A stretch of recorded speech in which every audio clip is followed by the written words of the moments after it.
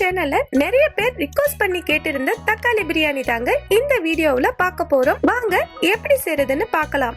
First ஒரு குக்கர்ல 50 ml oil விட்டு பச்சை மிளகாய் புதினா நல்லா வதங்கினதும் நீல வாக்குல நறுக்கிய பெரிய வெங்காயத்தை சேர்த்து நல்லா மிக்ஸ் பண்ணி விடுங்க. வெங்காயம் கண்ணாடி பதம் வந்ததும் இஞ்சி பூண்டு பேஸ்ட் சேர்த்து வதக்கி விடுங்க. இந்த தக்காளி பிரியாணிக்கு பழமான தக்காளியா பார்த்து பொடிசா நறுக்கி சேர்த்துக்கோங்க.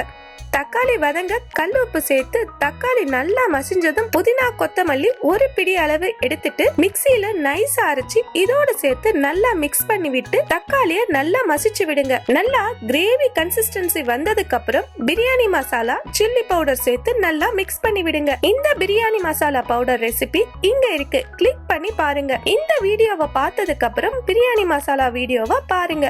மசாலா நல்லா கலந்த பிறகு நான் ஒரு காப்படி பிரியாணி ரைஸ் எடுத்திருக்கேங்க. சோ 2 காப்படி தண்ணி சேர்க்கிறீங்க. தேவையான அளவு உப்பு சேர்த்து கொதி வந்ததும் நாம ஊற வச்ச ரைஸ் சேர்க்கிறீங்க. இந்த ஜீரக சம்பா ரைஸ் 10 நிமிஷம் ஊறினா போதுங்க. ரைஸ் நல்லா கலந்து விடுங்க.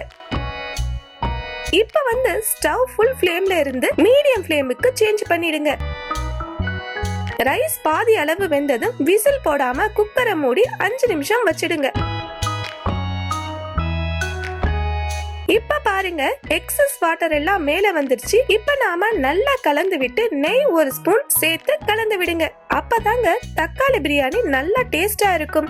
நீங்க ரொம்பவே நெய் சேர்த்திடாதீங்க, ஜஸ்ட் 1 ஸ்பூன் சேர்த்தா போதுங்க. நாம இந்த நெய் சேர்க்கிறது பிரியாணி ஃபிளேவர்ஃபுல்லா இருக்கணும் தாங்க சேர்க்கிறோம். குக்கரை மூடி விசில் போட்டு சிம்ல 5 to 7 நிமிஷம் மூடி வச்சிருங்க. பிரஷர் போனதுக்கு அப்புறம் குக்கரை திறந்தீங்கன்னா நல்லா கம கமன்னு தக்காளி பிரியாணி ரெடி. ரைஸ் உடையாம ஒரு தடவை நல்லா கிளறி விடுங்க. பிளேட்ல வச்சு சூடா சர்வ் பண்ணுங்க.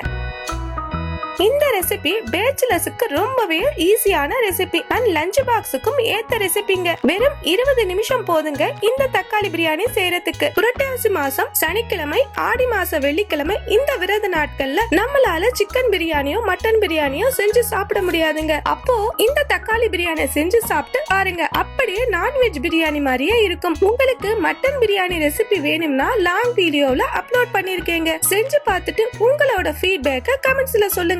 Bye friends.